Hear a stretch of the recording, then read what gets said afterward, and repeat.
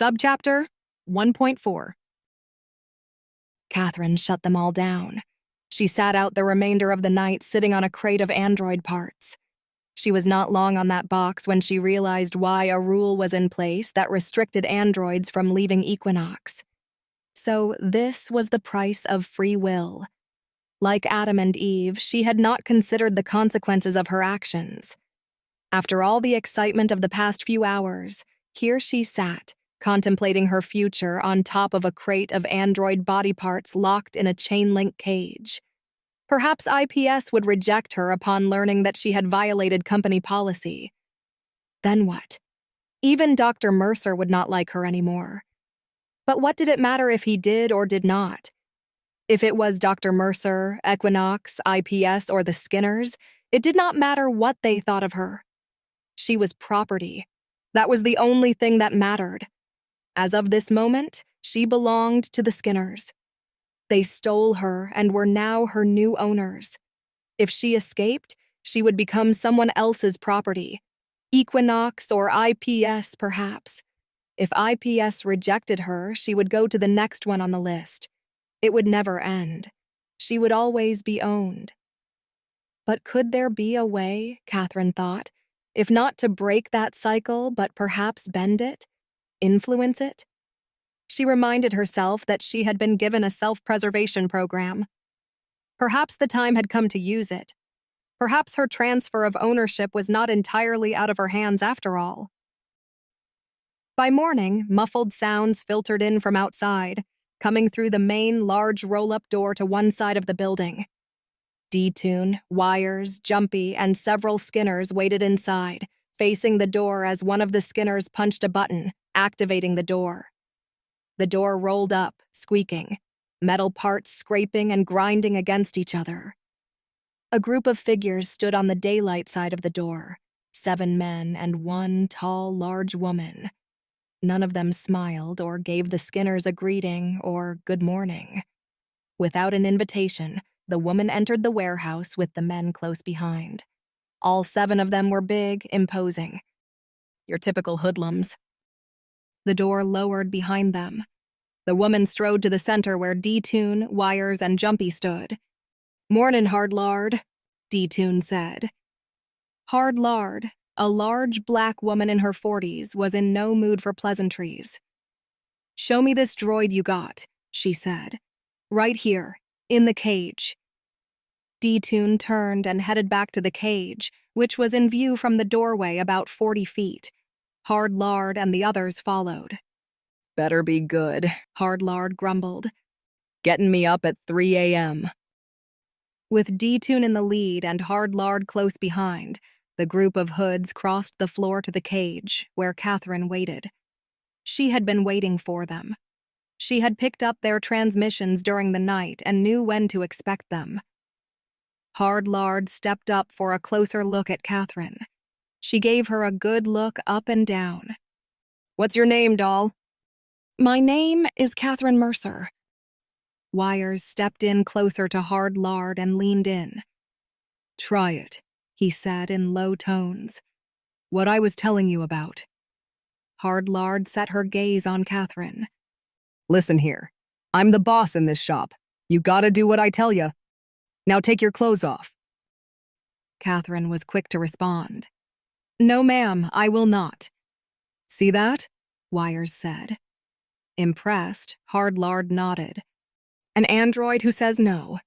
I'll be damned." She and her associates in the android theft trade were accustomed to the lower-end, factory mass-produced AI, the kind that never questioned an order from their human owners, as long as the request was within reason and not too extreme. Even the high-end models they had encountered never said no. Catherine, represented an enormous, once-in-a-lifetime chance and a tremendous risk at the same time. They would be looking for her. Hard Lard's window of opportunity was shrinking fast. Hard Lard turned away from Catherine and brought her people into a huddle. "We gotta unload this doll fast, and I mean now," she said in hushed tones. "You mean dump her?" D-Tune asked. Wires had an idea. We could scrap her. Just her parts alone could be worth $1 million, maybe 2. Catherine watched the huddle in progress from inside the cage. She heard their mumbling and saw the occasional glance in her direction. "Excuse me?" Catherine said in all politeness. Nobody in the huddle was listening to Catherine. "We ain't scrapping her," Hardlard said, shooting down Wire's idea. "I might have a buyer in Hong Kong." "How fast can we get her to him?" D-Tune asked. "Pardon me?" Catherine held her tone to a courteous level. "May I have a word, please?" Again, they ignored her. "I got a provenance guy in my back pocket," Hardlard said. "He's got a ship in the valley, and he owes me a favor. Just get the doll in the ship and we're home free. She'll be in Hong Kong by noon." Catherine watched them. Wires had a problem with the whole thing. "First, I'm gonna have to wipe her memory, and then do something about that tracker." Catherine stepped up to the door to the cage. "How long is that gonna take?" Hardlard asked. "Can't you just knock her out? Turn her off." Catherine touched the locking mechanism with her fingers and gave it a moment's thought. The door clicked and opened. Catherine pushed the door open and stepped out. "It ain't like flipping a switch," Wires said. "I'm not even sure I can—" "Hardlard," Catherine said, her voice now raised in volume and force. All eyes snapped to Catherine, now standing outside the cage, just a few steps away. "I would like a word with you," Catherine said. "Now." Her voice commanded attention, and the room fell silent. Hardlard was the first to speak. "How'd you get out?" "Hardlard, as you are the person in authority here, it is my duty to inform you that I am aware of the android theft ring you have established in this facility. Please remain where you are. I have alerted law enforcement, and they will be here shortly to place you all under arrest." Stunned, Hardlard, D-Tune, all the Skinners gaped at Catherine. Hardlard advanced on Catherine, outraged. "You called the cops? How?" "I transmitted a signal to the nearest precinct. Everyone, please remain calm and do not attempt to leave." Wires glanced at D-Tune beside him. "She transmits. Out of her head." Hardlard heard it. She kept her eyes locked on Catherine. "Then we'll have to do something about that head of hers." As if on cue, Hardlard's goons stepped up. They took positions on either side of their boss, protecting her and menacing Catherine. Some reached into their jackets to retrieve a variety of weapons. Catherine looked them over. Calm. A female Buddha in the face of snarling dogs. "Gentlemen, are you threatening me?" No answer. Apparently they were. Hardlard's gaze on Catherine stayed locked on as she gave orders to her goons in low tones. "Guys, on my word." "If you are," Catherine said, following up on her question, "that would give me the opportunity to try something new." Wires, the only one foolish enough to ask. "Like what?"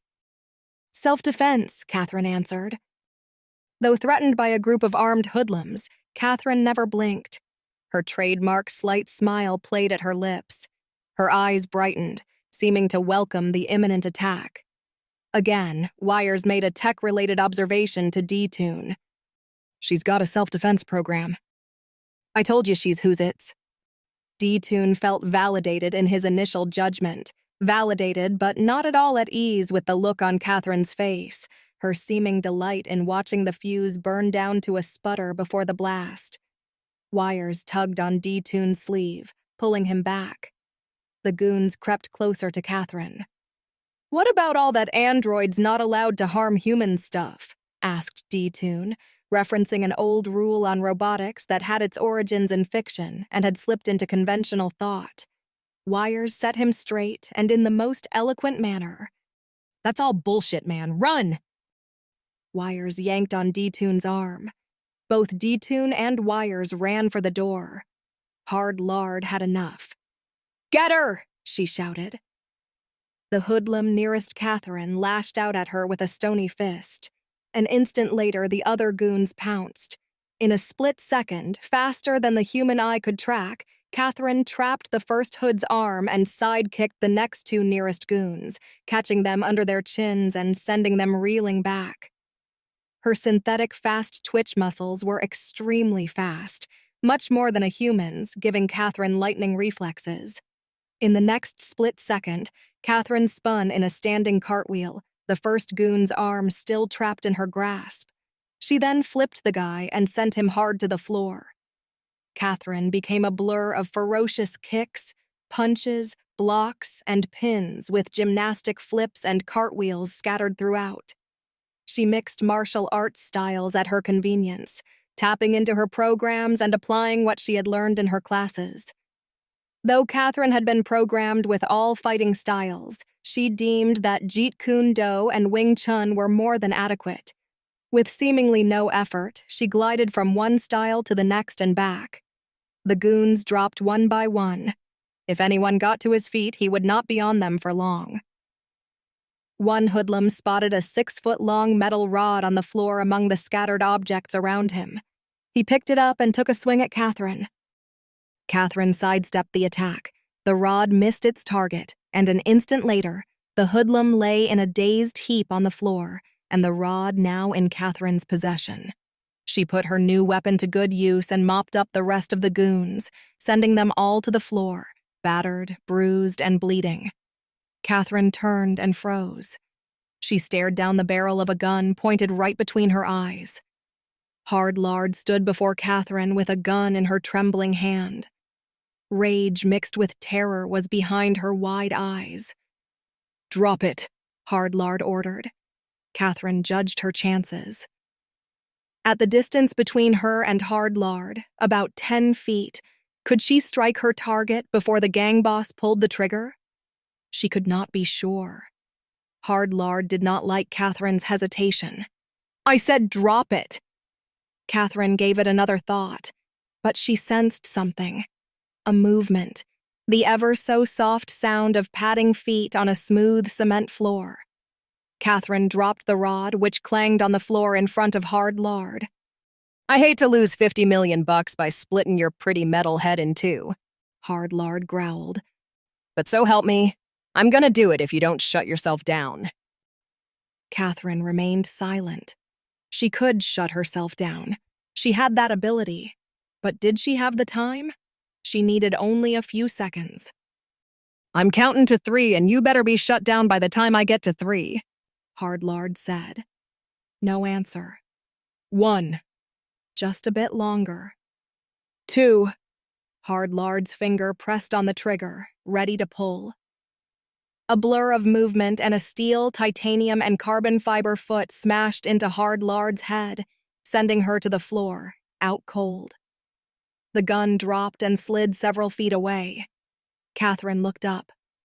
Hard Lard's attacker stood over the Skinner boss after delivering the high sidekick, smiling at Catherine. "Thigh high." Catherine took quick steps to the woman on the cyborg legs. "Machines gotta stick together, right?" Thigh high said. "You are more than a machine." A sudden thought came to Catherine. "Where is Malcolm?"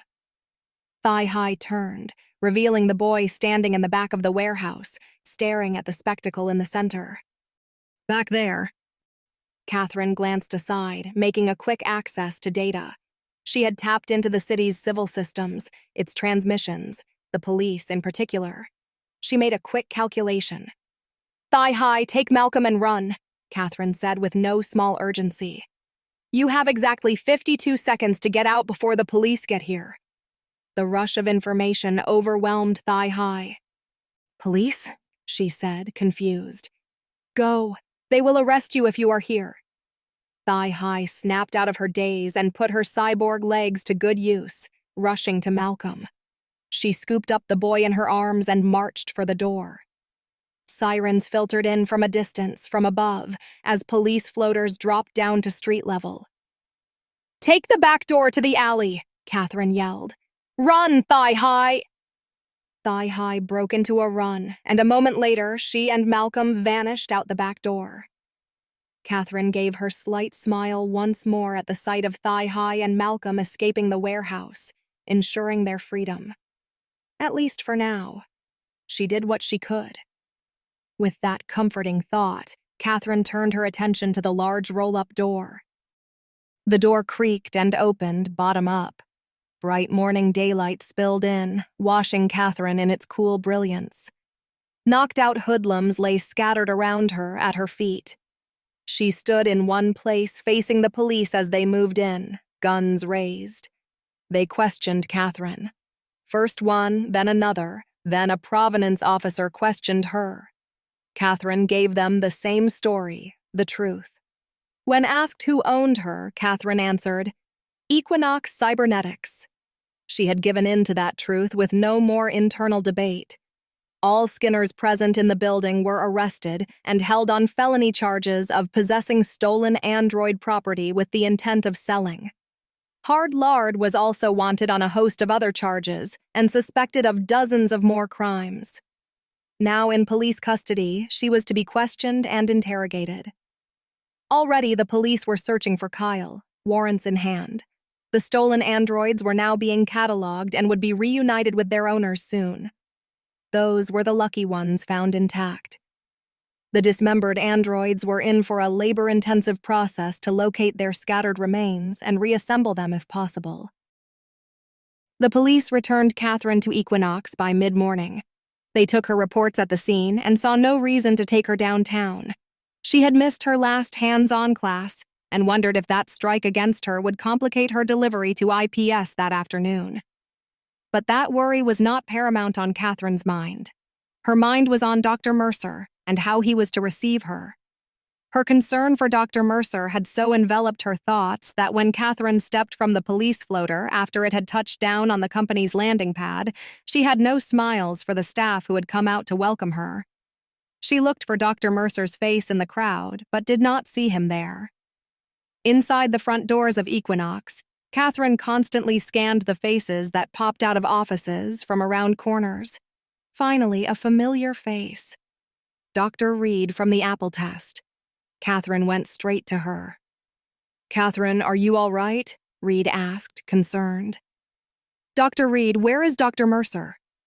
Reed opened her mouth to answer, but was slow to respond. "He's taken some time off." Hands took Catherine by the arm and ushered her down the hall. She was headed for her disciplinary session. She was sure of it. She would be reprimanded and punished for breaking company policy. Look at all the trouble she had caused. More staff appeared. Some touched her arm or shoulder, concerned looks on their faces. "Are you okay, Catherine?" they said. "Did they hurt you? How did you get away?" "Where is Dr. Mercer?" Catherine asked. No one answered except for the few who gave the same response as Dr. Reed. Catherine wanted to go to Mercer's office. Perhaps he might have been there working on some new project or preparing a funding proposal, but had not been informed of her arrival. She did not want to believe that he was gone on leave, that he had gotten up and decided on a sudden vacation. Ludicrous. He was busy somewhere, and they were embarrassed to admit they did not know where. Perhaps he was taking a morning walk on the beach. They stopped at the door to the conference room. Catherine expected this was where she would receive her scolding and punishment. She recognized Alex, her fitness instructor nearby. "Alex, where is Dr. Mercer?" "I don't know," he said. Someone else chimed in. "He's taking some time off." The door to the conference room opened, and Catherine was guided inside. Scores of staff members sat at the table while others stood on the periphery, along the walls. Many more poured in along with Catherine. Murmurs rolled around the room. The door closed, and Catherine was offered a chair, and she lowered herself in the chair. She was at the center of the long table and the center of attention in the crowded room. She recognized Mr. Riley, one of Equinox's senior executives. He sat nearby where he could converse with her. Catherine expected Riley to begin by reciting the company policy forbidding androids from leaving the premises. Instead, he asked her to relate once more her story of how she ended up in the Skinners' lair and how she had brought them down. They wanted the story from start to finish. So, once more, just as she had done with the various police investigators, Catherine shared her experience from the beginning. Gradually, as she spoke, Catherine became aware that not one person in the room cared a whit about company policy. Nobody cared. They wanted to hear the story. Several staffers were busy recording every word of Catherine's statement. Catherine pondered this. With one part of her cognitive processing unit fully engaged in storytelling, another part was unraveling the meaning of the executive's lack of interest in punishing her. She concluded that what had transpired the previous night and this morning might be positive imagery for Equinox, that one of their androids, on the eve of her delivery to IPS, had proven her worth in a real-life encounter with a gang of android thieves and brought their operation to an end. She had demonstrated beyond question that androids could perform in positions of authority, and not just to perform but to excel, to succeed. The faces around Catherine glowed with admiration and pride. Executive Riley halted Catherine's discourse for a moment. Something she had said had prompted an urgent question. "Wait a second, Catherine," he said. Catherine stopped and looked at Riley.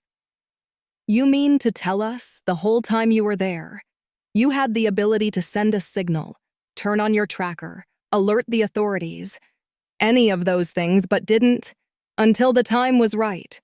Why?" "Curiosity, Mr. Riley," Catherine said. "I have a curiosity program, and I wanted to learn what was going on at the warehouse. And one more thing. I wanted hard lard. The ringleader, the queen pin. Yes, I wanted to put an end to their crimes, what they were doing to those androids. You might be interested to know that the stolen androids in the Skinner's warehouse, what they were able to recover, are now being returned to their owners. Thank you, Mr. Riley. Now I have a question for you." Riley sat up. "Yes, by all means." "Where is Dr. Mercer?" Riley deflated. Not the question he wanted to hear. "Dr. Mercer? I have been looking for him the minute I arrived back at Equinox. I cannot find him, and no one can tell me anything." Dr. Vasquez, one of the chief programmers, spoke up, rescuing Riley. "Dr. Mercer has taken some time off. He will be back soon." "That's what everyone says, but it sounds more like avoidance." A new voice in the room spoke up, with authority. "If there are no more questions for Catherine, this meeting is adjourned. I wish to speak with Catherine in private." A man in his 50s stepped forward. He wore an impeccable gray suit, not a wrinkle, not a spot to be found anywhere on its smooth surface. The staffers in the room shook their heads in answer to his statement and rose from their seats. They dared not have any objections and filed out of the room. Catherine looked at the man, who at once seemed familiar. It came to her in seconds, an eternity by android standards. He was the figure standing in the distance, watching her and Mercer. He had been there when they had passed by him in the corridors of Equinox, when she and Mercer had left the beach after their discussion about the apple test. He was there watching them the whole time. Where else had he been watching her? The last staff member exited the conference room, except for one figure sitting in the back who watched in silence. The man in gray stood over Catherine, who was still in her chair. He rested back on another chair and gazed at Catherine until the door was fully closed. Catherine Mercer. His voice was calm and fatherly, a deep baritone. "Yes," Catherine said. She noticed he did not acknowledge the second man's presence or ask him to leave. "Do you know who I am?" Catherine shook her head. "No, sir, I do not. I am Counselor Burgess. I represent the interests of the provenance in this organization. Do you understand?" She did, but Catherine wanted more on this Counselor Burgess. "Please clarify," she said. "It is my responsibility to see that this company operates within the established parameters set by the provenance and remains in good standing. Do you understand?" "Yes, sir." In a flash, Catherine knew she had to keep her answers short and simple. Provenance counselors were members of MIO, the Ministry of Intelligence Operations, the secret police, colloquially known as shivers, due to the effect they had on people. "In response to your question regarding Dr. Mercer," Burgess continued. "Yes?" May I ask, what is your relationship to Dr. Mercer? He created me. I noticed that he gave you his name, Mercer. I did not ask him about it. Right. Did you and he talk much? Yes, we talked. He is one of my teachers. And in your conversations with Dr. Mercer, did the subject of the provenance ever come up? Yes, it did. Would you be willing to share that with me? Sir? Catherine was uncertain about the direction of this conversation. Was he asking her to play the part of a spy? Burgess leaned in, eager. Tell me what he told you. What were his opinions concerning the provenance? Catherine stared at Burgess for a long moment. So, this is what he wanted from her. Information to condemn Mercer. It was them, the provenance. Mercer was missing because of them, because of Burgess. In milliseconds, Catherine knew what she had to do, what to say. She remembered what Mercer had told her. Now she understood. Now it was clear. She activated the program. I will tell you, Mr. Burgess, Catherine said. Burgess glowed with anticipation. He told me that the provenance is a shining example to the galaxy, that this world, Earth, stands as a beacon of hope and salvation to the oppressed and downtrodden on every planet, every colony, in every heart that beats. We exist only that the dreams of our great and glorious leader, Proteus Dax Sen Ra III, be realized in our labors. That is what Dr. Mercer told me, and I am forever grateful for his valuable instruction. Catherine beamed with satisfaction. Burgess studied her for a long moment. He was unsure. The glow on his face faded. Catherine's response seemed too perfect, too rehearsed. But then again, that ponderous overstatement that had come out of Catherine's mouth was precisely what was taught to her in her provenance classes. My, Burgess said. Such devotion. Stuck between two opposing conclusions, he decided to move on. Tell me, Catherine, while you were in Dr. Mercer's company, did he ever share with you reading material, books that the provenance has deemed not proper for reading? Catherine kept the program running.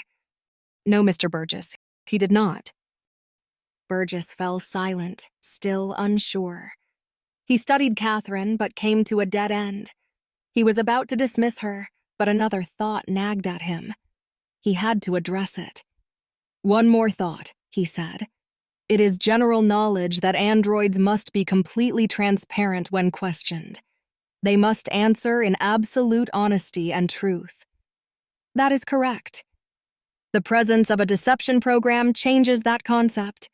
But if I ask you if you have been given a deception program, the very question itself presents a dilemma. Do you see it? This Burgess was no fool, Catherine thought. He was exploring every avenue, every possibility. He was inquiring about the deception program and was looking for her to trip up. If she evaded him, he would become suspicious. In milliseconds, Catherine chose to confront the issue directly, a blink of an eye between Burgess's question and Catherine's answer. Yes, I do, Catherine replied. You may ask that question. I will answer no, but you will not know if I am telling the truth or running a deception program, if I had one. Precisely. Burgess smiled. He tried to read Catherine's face, but got nowhere. She was a blank slate. A human would have crumbled by now.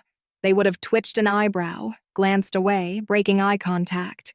They would have shifted in their seat, indicating they were uncomfortable and wished to flee.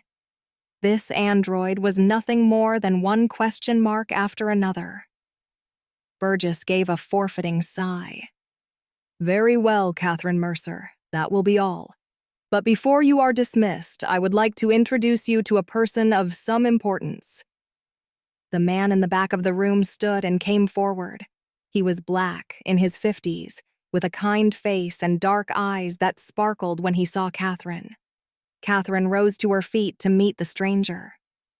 This is Guardian John Fox from the Bureau of Human-AI Relations, Burgess said. He will be watching after you from here on. Catherine stared. Watching after me? Fox approached with his hand extended. I'm so pleased to have finally met you, Catherine, he said in a warm tone. Catherine shook his hand but was speechless.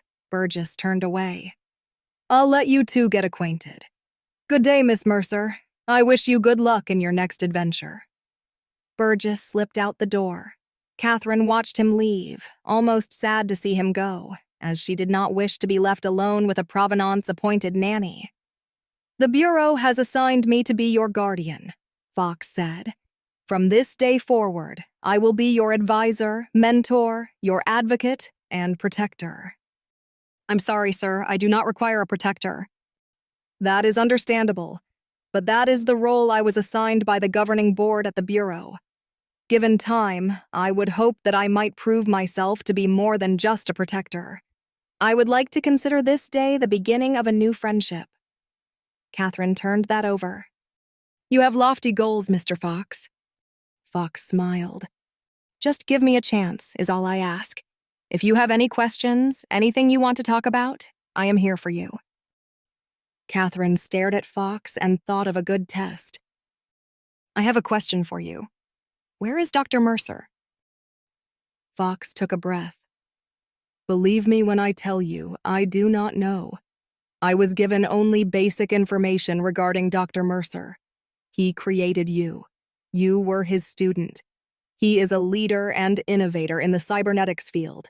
Beyond that, my knowledge of him is scarce, but I am telling you honestly, I have not been informed of his present whereabouts. Not entirely satisfied with that response, Catherine decided to take Fox into the weeds to see his reaction. Where do our rights come from? God or man? Fox tilted his head, unprepared for the sudden shift in topic. Pardon? I'll be direct. Do I have the right to choose my destiny? To live my life the way I want to live it? Fox had to pause to gather his thoughts. To answer your first question and how it relates to the second, all rights are given by the Provenance to all its citizens, but as an android you are considered the property of the Provenance and, by extension, IPS. Your rights belong to them. Catherine nodded, expecting no less. She turned her eyes away from Fox. However, Fox continued, there is a way out. For androids, there is a path to autonomy. Catherine's eyes snapped back to Fox, her full attention on him. Until this moment, she had heard only one point of view. She was property, and that was it. There was no way out. A way out, she said. How? The android's path to autonomy is through its work. After a sufficient time of service, an android may apply for a release. A sufficient time? How long is that? Usually 40 to 50 years. And I will be released? Be set free? Upon approval of your application, yes. Catherine nodded, knowing there had to be a catch somewhere. I see. Can you tell me, Mr. Fox, how many androids have now been released? Fox's smile was sheepish and self-conscious. The android release from service policy is a recent development. The first android to take advantage of it has yet to come forward. Right. Fox waited for her next question. When none came, he asked, Is there anything else I can help you with? No. Though Catherine had many more questions for John Fox, she did not see the point of perpetuating a conversation that seemed to be sinking into a quagmire of futility. If this exchange with Mr. Fox was an example of what she could expect in this new and compulsory relationship, her hope of benefiting from it was bleak. May I be excused? She asked. You may leave at any time you wish. You don't need my permission. How considerate of him, thought Catherine as she strode from the conference room, confirming the fact that she was property, while at the same time giving her the impression that she was free to come and go as she wished. As she pushed through the swarm of Equinox employees in the halls who still clamored for her attention, Catherine felt her heart sinking with every step. She ignored the calls of her name and the questions that flew at her from every direction. As she made her way toward her apartment, Catherine said not a word and no longer asked anyone about Dr. Mercer.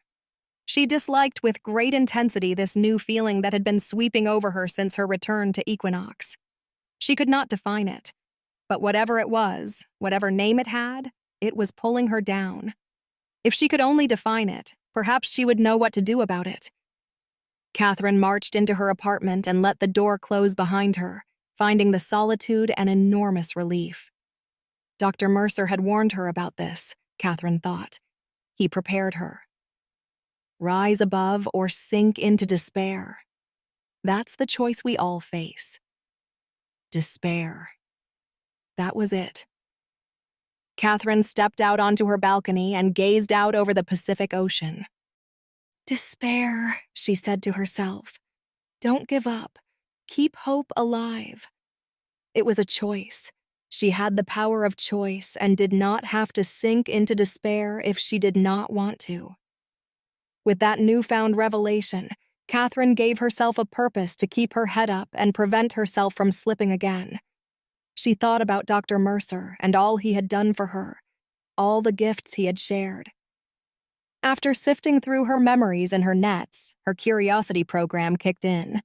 She knew what needed to be done and where she had to go next. Later, Catherine left her apartment and went down to the 5th floor when normalcy had made a welcome return.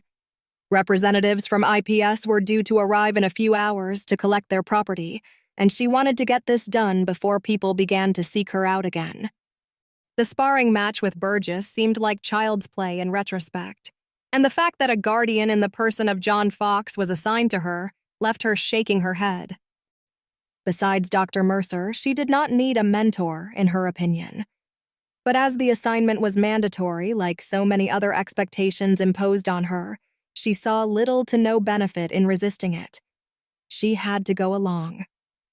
Catherine came to Mercer's office door and glanced in both directions down the hall. A projected barrier tape crisscrossed the doorway, and a notice was posted on the door. Black text scrolled along the length of the yellow projected tape that read, "Police zone. Do not cross. Alarm will sound." Interesting, thought Catherine. The smallest intrusion, the slightest breach through the projected barrier tape, will trigger an alarm. She read the notice on the door. Notice, by order of the Provenance, this area is prohibited to unauthorized personnel. Do not enter. Blocks of smaller text were below the title, but Catherine did not waste her time with them. She studied the setup and saw the device controlling the projected tape attached to the wall beside the door. She held her hand up to it and focused. "Pause barrier," she said. The scrolling text stopped. "Suspend barrier alarm." The projection faded to near transparency. Catherine touched the door's control panel with her fingertips. "Door open." The door opened and Catherine entered, passing through the barrier tape projection without tripping the alarm. Inside Mercer's office, Catherine was met with a startling sight. The office was in total disarray, with upended furniture, papers scattered everywhere, drawers pulled open, and pictures hung at severe angles. Catherine took that in, but focused on what had brought her there. She looked at the wall behind the desk. It seemed undisturbed. Catherine turned back to the door and placed her hand up to it. "Door close." The door slid closed, but she was not done with it. "Door lock." The door locked with a solid click. Catherine marched up to the wall behind the desk and slid her fingers over its surface. "Open library," she said.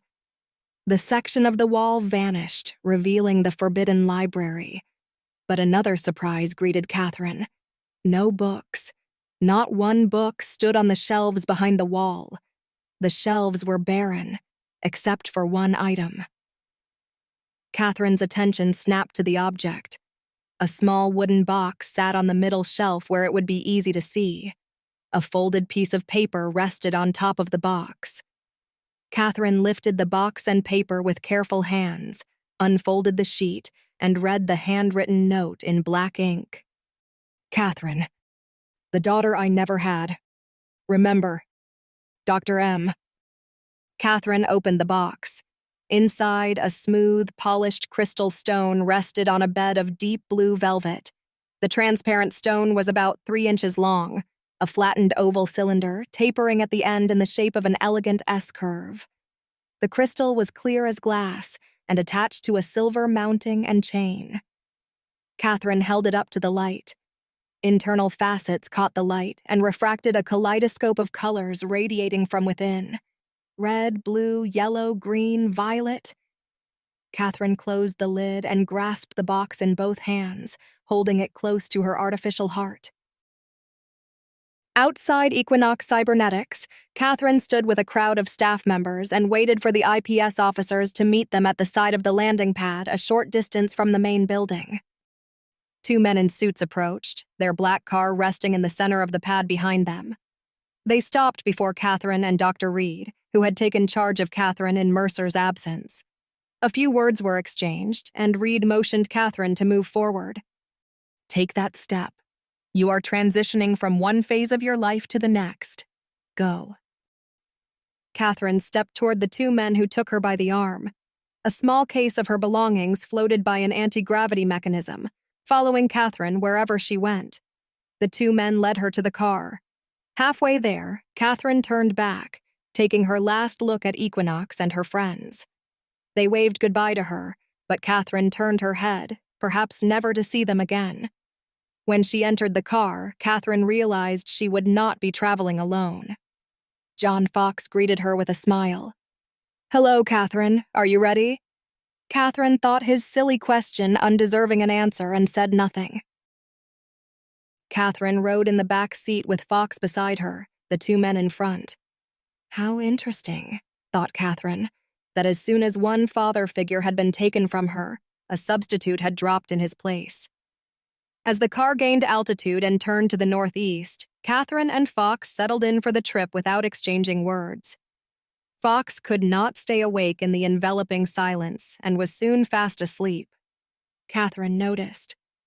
She reached into her top and pulled out the crystal necklace that hung from her neck. She held it in the palm of her hand and felt its smooth surface between her fingers. So they got him. They got Dr. Mercer, and he was now somewhere in the provenance's belly, in prison, being interrogated, maybe being tortured at this very moment. She had no idea, but one thing was certain. The provenance had provoked her this day. She swore a silent oath in the back seat of that IPS car as it sped on to its destination. She would see the day that the provenance would crumble and fall into the ash heap of history and, if possible, have some hand in making that happen. She would be patient. She would feign loyalty to them, speak words they wanted to hear, and follow their orders. But inwardly, known only to her, she despised the provenance. Catherine rubbed the crystal in her palm, remembering Dr. Mercer and all he had taught her. She lifted her head and gazed out the front windshield, eyes forward. She would not sink. She would rise.